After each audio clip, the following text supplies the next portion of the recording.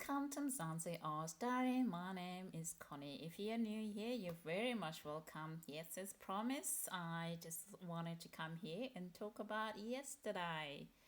The showdown between Donald J. Trump and Cyril Ramaphosa, the President of South Africa and the President of the United States of America.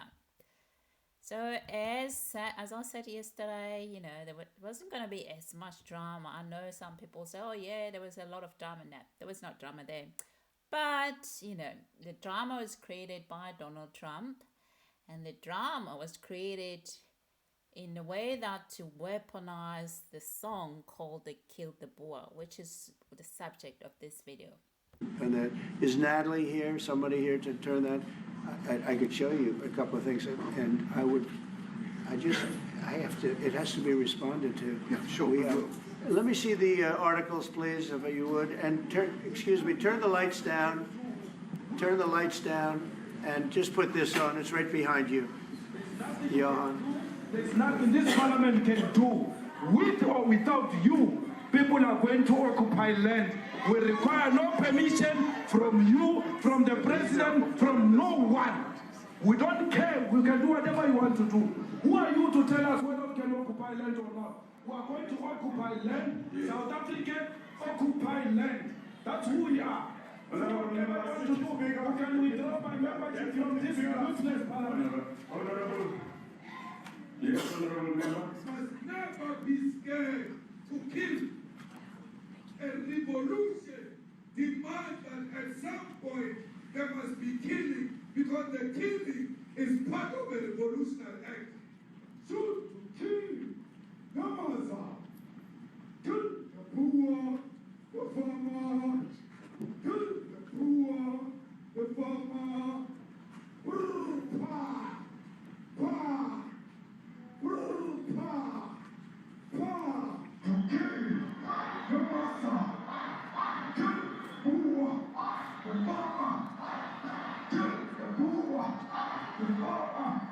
The mayor of DJ in PE is a white man. So these people, when you want to hit them hard, go after a white man. They feel a terrible pain because you have touched a white man. Not because Mashaba and Soli will not be touched. They will be touched, don't worry. But we are starting with this whiteness. We are cutting the throat of whiteness. Shoot to kill, Yamaza, kill the brewer, the farmer, kill the brewer, the farmer, pa, pa, pa. Shoot to kill, Yamaza, kill the brewer, the farmer, kill the brewer, the farmer,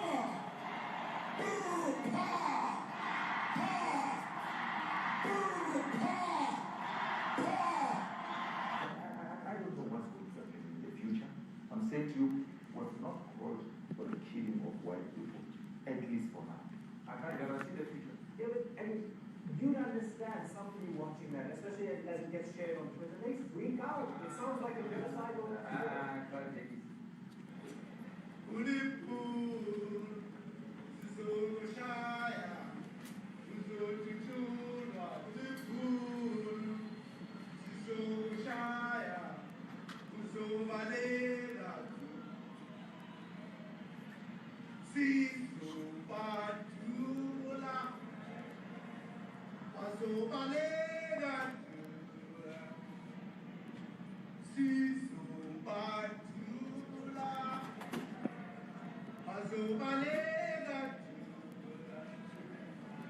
Who will expropriate land without compensation, whether they like it or not.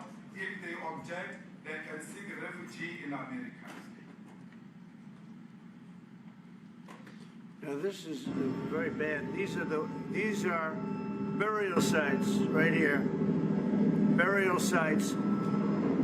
Over 1,000 of white farmers, and those cars are lined up to pay love on a Sunday morning. Each one of those white things you see is a cross. and there's approximately 1,000 of them. They're all white farmers, the family of white farmers. And those cars aren't driving, they're stopped there to pay respects to their family member who was killed. And it's a terrible sight. I've never seen anything like it. Both sides of the road, you have crosses.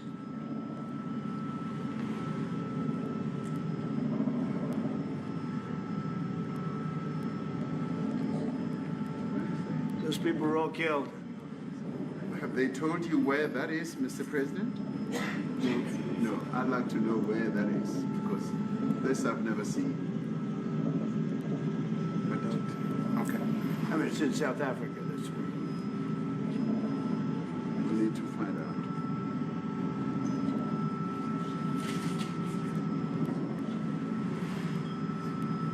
You know, we need to be clear about this Kill the Boer chant. It's a very dangerous distortion of South Africans' history and culture.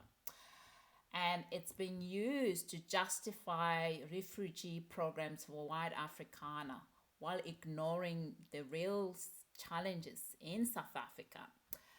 And I've been saying this all along, you know, if you don't know what is the Kill the Boer, what is Kill the Boer? Kill the Boer is part of the liberation era chant. In a South African indigenous culture, chanting isn't a statement. Chanting, it's never a statement, all right? So it translates as Kill the Boer, but it's made in one of those languages, indigenous language in South Africa. It's been sang both in English and in all languages in South Africa, the song. It's a liberation era chant. So chant in indigenous South African cultures is not a statement, okay? It's gibberish, if I may put it that way. No one in our culture will take you serious if you're chanting, all right? So it is been used, it originated actually during the chant itself. This actually lyrics are in the chanting, because when you do it, when Malema does it, has to move, because he's not saying it, sitting down and giving a statement for it to actually be something that can be viewed as what it says when you read it.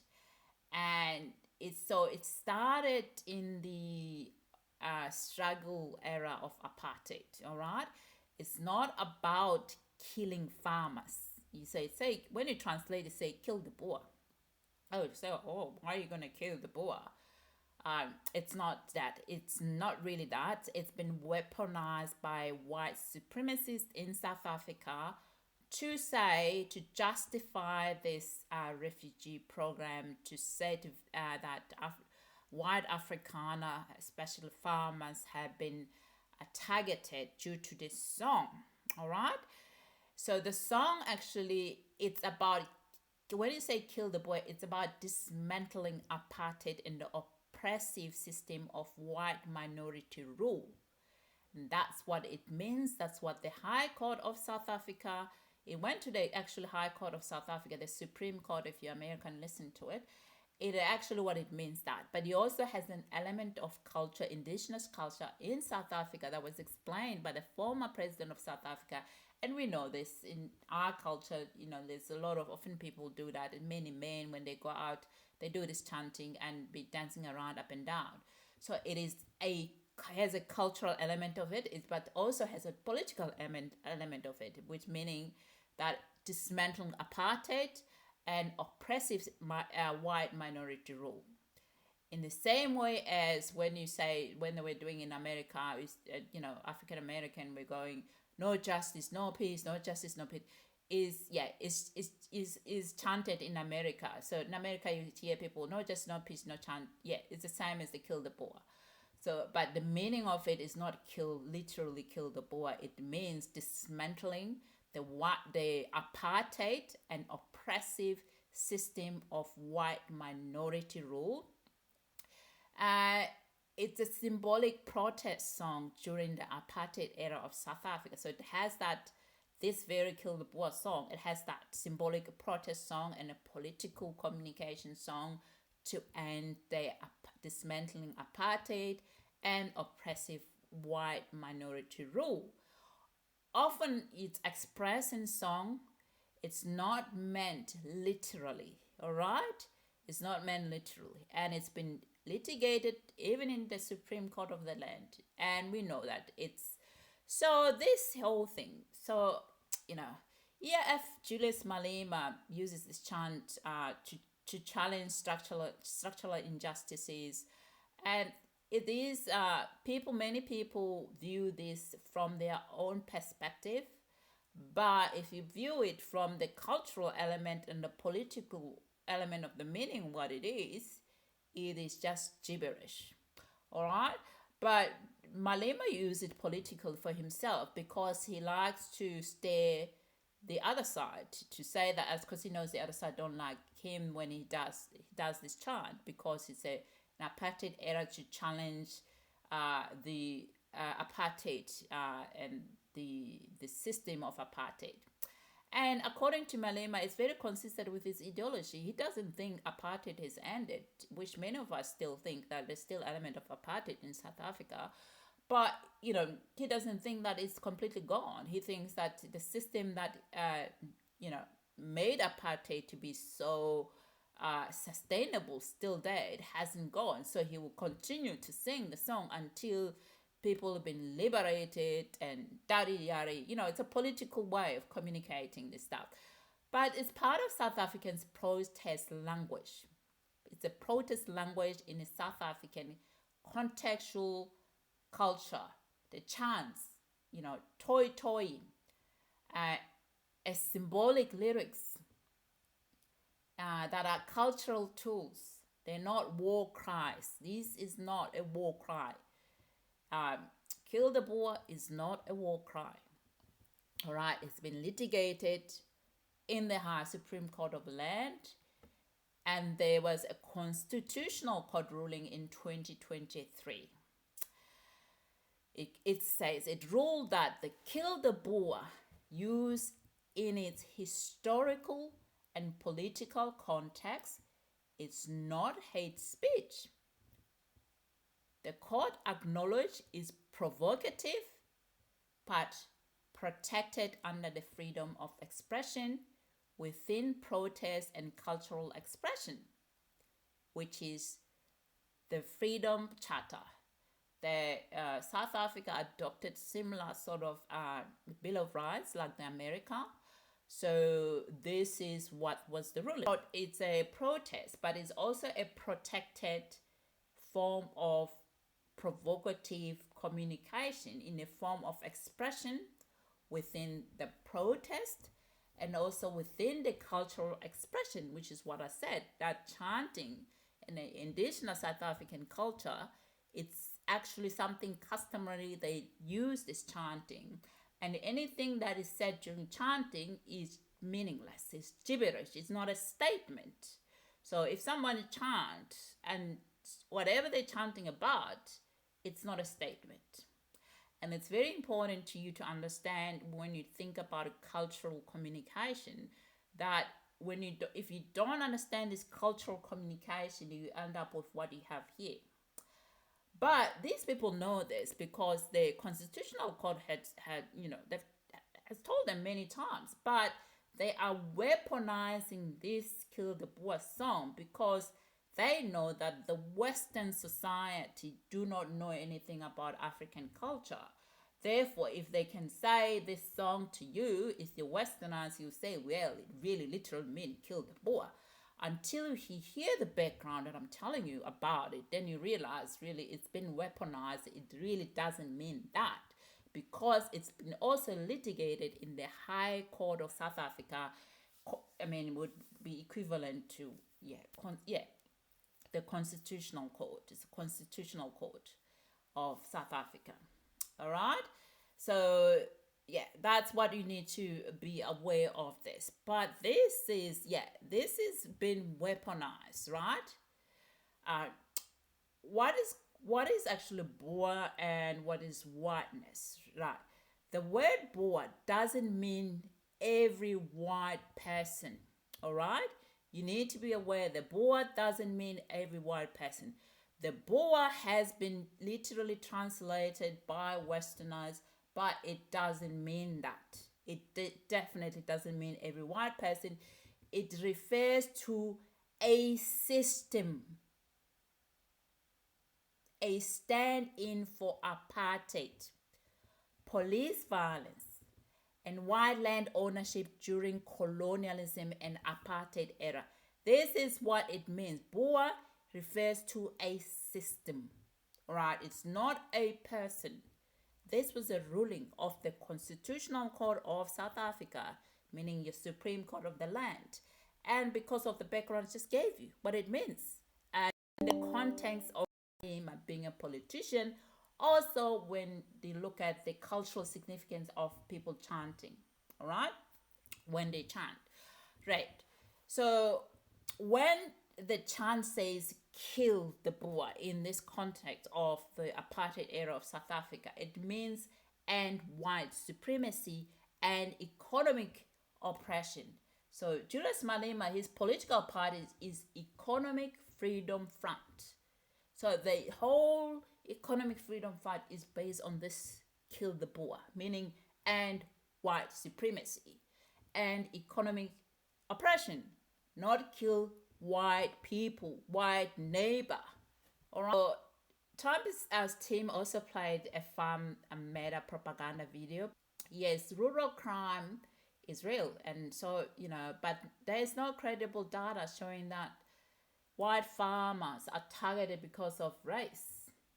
And we could say that many times. Okay, the data is available in South Africa, and they release this data every quarterly because they're monitoring it. They need to prioritize security for all people, not just farm. For all people in South Africa need to be safe. That's what I would say to them. Farm matters are part of South Africa's broader violent crime landscape. So it does affect all communities, affect black, colored, and white communities alike, because it's crime. Crime it's not, you don't want to live in a high crime area. But there is no evidence that the song itself, Kill the Boer, the Kill the Boer chant, has motivated or caused a farm attack. None. To this day, there's none. But we know that there is a narrative of a white genocide myth propagated by this far right in South Africa to actually make claim for supported claim around political asylum case or refugee fraud and racialized fear-mongering. This is about it's a really broader narrative of part of the white genocide myth that's been used actually to build these political asylum cases, refugee fraud, and racial fear-mongering around it. But we also know that there has been some report in South Africa about some of the farm matter being actually fake. But what was played by Donald Trump in that video is actually a fake video and taken out of context of actually what is going on in terms of this Kill the Boer song. Nonetheless, none of the people there were able to explain it because I think for them it was about trying to make sure that don't put Donald Trump on a pedestal, then actually defend their culture. Because Ramaphosa was part of this constitution, was part of drafting of South African constitution. And he would know that this thing is actually no beggar, and he should have been the best person to explain this to the President of the United States. But as we said, he's a cupcake. That's the reason why we say he's a cupcake. But there is really no evidence that the chant has motivated or caused any farm attack. None whatsoever, okay? But we know that this isn't new, okay? This isn't new. It's the same rhetoric that the AWB used in the 90s by Eugene Terreblanche in the 1990, all right? AWB, Eugene Terreblanche, I did introduce him very early when this thing started, so that you guys know about him, because he's very significant in this white Afrikaner genocide. So it's the same thing. It's the same rhetoric that was introduced by him in 1990. Same fear, just different branding. So what Trump is doing is exporting American white grievance politics to South Africa, really, and to build a reverse apartheid myth that simply isn't true. So that's what he's doing in this case, all right? So the thing is that, and final thought that you need to be aware is that kill the Boer isn't hate speech, is protest in the context. It's also another way of political communication by Julius Malema for Economic Freedom Fund, because we know Julius likes to do this stuff. It's actually painful, yes, but that pain is tied to history of apartheid, okay? To systemic injustices and to people still waiting for justice in land, in wages and safety. There's still people for waiting for justice. They want their land back. 30 years down the track, they're still alive because the apartheid didn't end until 1994. So the land, they're still waiting for their land. So that's not going to end until that is sorted. That question is being actually addressed effectively without any interference for anyone else. And there is equitable distribution of the land was taken from people. And that's why Malema sings this song. People say Malema shouldn't be singing this song because he wasn't there in apartheid. No, because trauma passed through to generation. Because apartheid built wealth for some, it built generational poverty for others. So a lot of these communities that are in South Africa that are 30 years down the track, they grew up during apartheid era and they're still not well off. About 30 years down the track because of this generational wealth. So you add transfer and the lack of land, because land and its asset. When you have land, when you have house, you have an asset. So if someone take your land and your asset away, you got no asset. Money is not asset. And I told you a story about money, that money build wealth through asset, not having cash, through asset, land and businesses, and also having shares. So if someone takes your land, or sometimes if your farm, your stocks and everything is your part of your asset, because you want to sell it and you're going to build your wealth that way.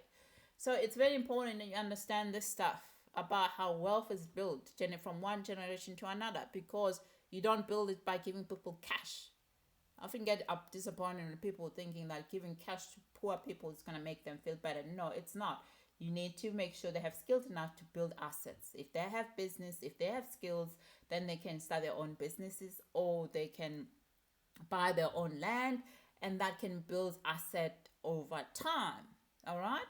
So if Trump or AfriForum want to protect farmers, they should really focus on solving South Africa's crime crisis for all, not racializing tragedy for political gain.